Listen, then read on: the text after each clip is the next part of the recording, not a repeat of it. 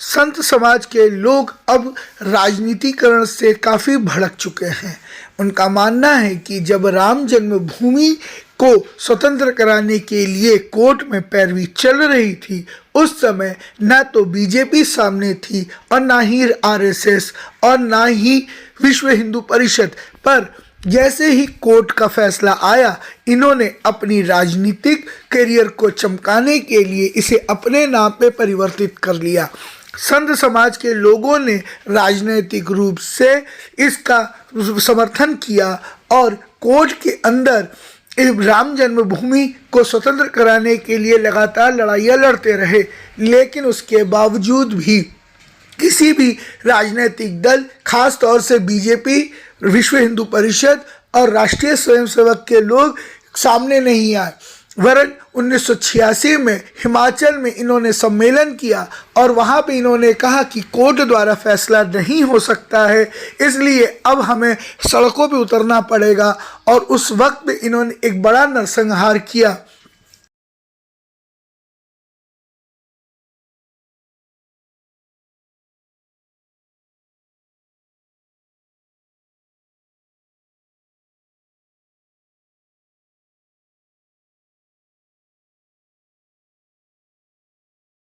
पर जैसे ही भगवान श्री राम को स्वतंत्र कराने के लिए कोर्ट ने आदेश पारित किया, इन्होंने सारा का सारा कार्य अपने नाम पे परिवर्तित कर लिया और अब उनके नाम से ट्रस्ट बनाकर लोगों से धन उगाही का काम कर रहे हैं।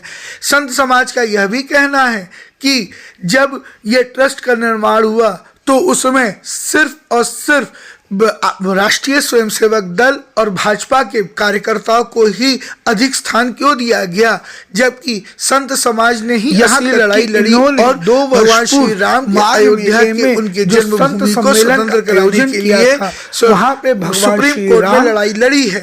उसके बावजूद इन्हें सिर्फ अपनी राजनीति की पड़ी है। अब हर जगह यही प्रचार होता है कि भाजपा ने यह कार्य किया है। क्या भगवान श्री राम महापुरुष हैं?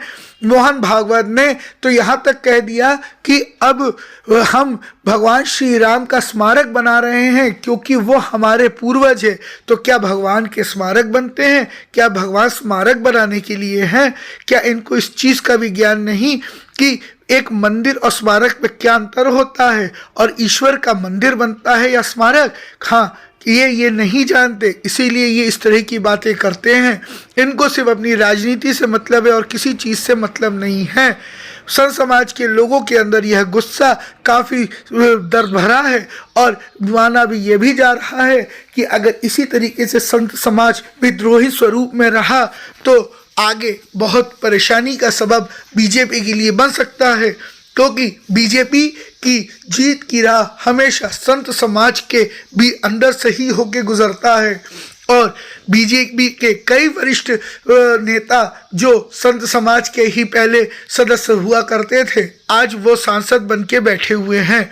अब बीजेपी को ये समझना होगा कि संत समाज को जिस तरीके से अलग किया जा रहा है वो सही नहीं है, और अगर संत समाज भड़का तो सनातन धर्म भड़केगा। और जिस हिंदुत्व की बात बीजेपी करती आ रही है उस पर भी यह बहुत बड़ा कुठाराघात होगा। लगता है कि कोई दूसरा कार्य चल रहा है। देखिए, बात यह है कि पूज्यपाद जगतगुरु शंकराचार्य जी महाराज देश के वरिष्ठ धर्माचार्य हैं। उनसे वरिष्ठ धर्माचार्य अब भारत में दूसरा कोई नहीं है जी। 73 तो चातुर्मास से वो कर चुके हैं। 50 साल होने जा रहे हैं उनके शंकराचार्य के रूप में अभिषिक्त होकर काम करने के। और भी अनेक बातें हैं जिनके कारण उनकी वरिष्ठता है। तो वो कोई बात कहते हैं तो बहुत विचार करके कहते हैं और उनका अधिकार है, क्योंकि अयोध्या ज्योतिष पीठ के क्षेत्राधिकार में है। दूसरे, उन्होंने राम जन्मभूमि के मुकदमे की पैरवी की है। उन्होंने राम जन्मभूमि का फैसला हिंदुओं के पक्ष में हो, इसके लिए सैकड़ों प्रमाण न्यायालय के सामने रखे हैं। हम समझते हैं कि करोड़ों रुपया भी उन्होंने खर्च किया होगा, जगह जगह सम्मेलन किए, जाने क्या क्या कार्य उन्होंने किए। तो स्वाभाविक है कि उनको राम जन्मभूमि के बारे में पूरी जानकारी भी है। और उनका जो ये कहना है कि वहाँ पर मंदिर नहीं बन रहा है, इसका मतलब है, देखिए, मंदिर तो कोई अपने घर का नाम भी रख सकता है, कहीं का भी नाम रख दो तो नाम हो जाता है, लेकिन मंदिर कह देने से मंदिर नहीं होता है।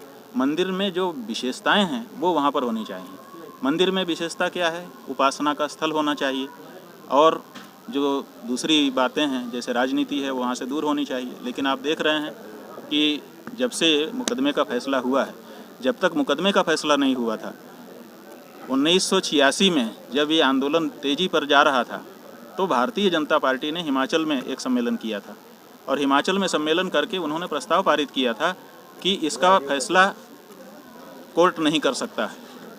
ये आस्था का प्रश्न है, आस्था के प्रश्न का निर्णय कोर्ट नहीं कर सकता। तो जब आप कहते थे कि कोर्ट नहीं कर सकता, जब कोर्ट में पैरवी की ज़रूरत थी तब आपने कहा कि कोर्ट कर नहीं सकता। भारतीय जनता पार्टी ने पक्षकार नहीं बनी, पैरवी नहीं किया, विश्व हिंदू परिषद ने पैरवी नहीं किया, राष्ट्रीय स्वयंसेवक संघ ने पैरवी नहीं किया, सड़क पर आंदोलन करते रहे, लेकिन आपने पैरवी किया नहीं। पैरवी करने वालों ने पैरवी की और जब पैरवी करने वालों की पैरवी से फैसला हुआ तो आपने वहाँ ट्रस्ट अपने आकर के बना दिया, जिसमें आपने भारतीय जनता पार्टी के लोगों को, विश्व हिंदू परिषद के लोगों को और राष्ट्रीय स्वयंसेवक संघ के लोगों को रखा। जो देश के सर्ववरिष्ठ धर्माचार्य थे, सनातन धर्म का प्रतिनिधित्व करने वाले चारों पीठों के शंकराचार्य, रामानंदाचार्य, वल्लभाचार्य, निम्बारकाचार्य, रामानुजाचार्य, वल्लभाचार्य, इसी तरह से 13 अखाड़ों के प्रमुख, ये जो हमारे सनातन धर्म का प्रतिनिधित्व करने वाले लोग हैं, इनको इनमें से किसी को आपने रखा नहीं। आपने अपने कार्यकर्ताओं को रख दिया और अपने कार्यकर्ताओं से ही चंदा करवा रहे हैं। तो इससे क्या समझ में आ रहा है? इससे समझ में यही आ रहा है कि इन्हीं का बन रहा है। और रही जो कमी थी उसको भी मोहन भागवत ने पूरी कर दी, ये वक्तव्य दे करके कि कोई मंदिर हमको नहीं बनाना है, राम हमारे आस्था वो पूर्वज थे, उनका एक स्मारक बनाना है। तो मंदिर स्मारक होता है? स्मारक किसका बनता है? आपके प्रयाग में परेड में जो पिछले 2 वर्ष पहले सम्मेलन हुआ था उसमें कटआउट लगाया गया था, आप लोगों ने उसको रिपोर्ट किया था, हमने आपके अखबारों में फ़ोटो देखी है, टेलीविज़न पर फ़ोटो देखी है। उसमें वहाँ कटआउट में क्या दिखाया गया था? अंबेडकर, विवेकानंद और राम, तीनों को एक साथ दिखाया गया था, तीनों को महापुरुष बताया गया था। तो आप बताइए कि विवेकानंद अंबेडकर के समान राम हैं कि कुछ अलग है उनमें? महाराज जी क्या लगता है ये राजनीति हो रही है और जो निर्माण चल रहा है उस पर? तो स्वाभाविक रूप से ये राजनीति हो रही है और वहाँ पर देखिए अब इनका काम नागपुर से नहीं चल रहा है।